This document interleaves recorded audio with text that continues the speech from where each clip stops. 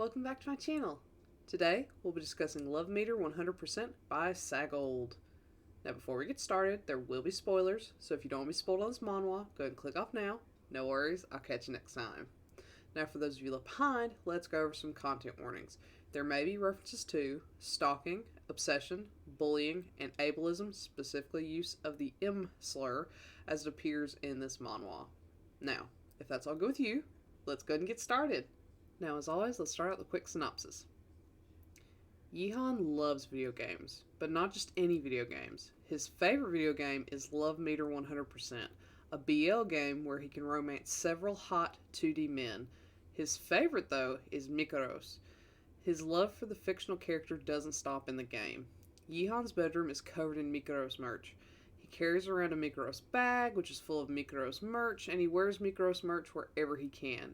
Mikaros is a hunk and everything Yehan wants in a man, but the odds of finding someone precisely like his 2D love interest are slim to none, until he happens upon a Mikaros lookalike on campus.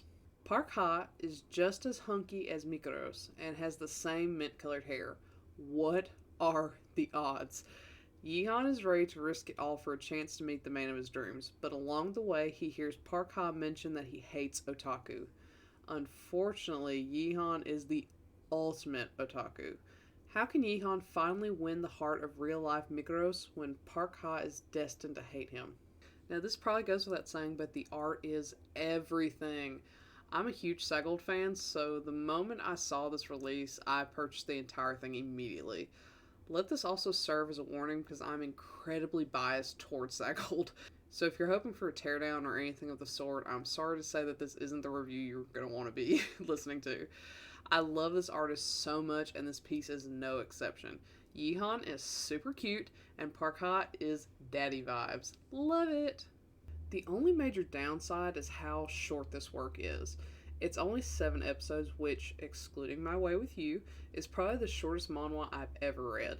That doesn't leave much in the way of character development, much less story development.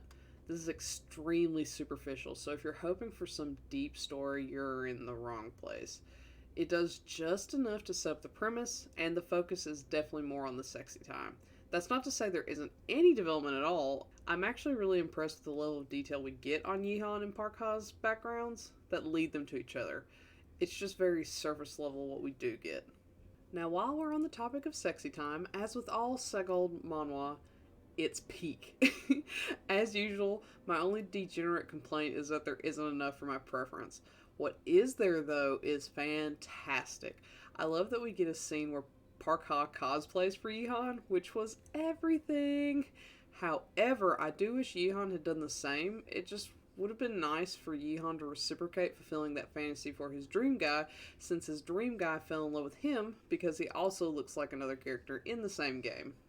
I have to say, though, I had one major disappointment. There's the use of the M slur in this, which is just not acceptable. If you aren't sure what the M slur is, it's the derogatory term used to refer to a little person. It's used jokingly to poke fun at a friend in this, which is just not a good depiction of that. Not that there is a good way to use that word, but especially not in this context. There was no reason for it.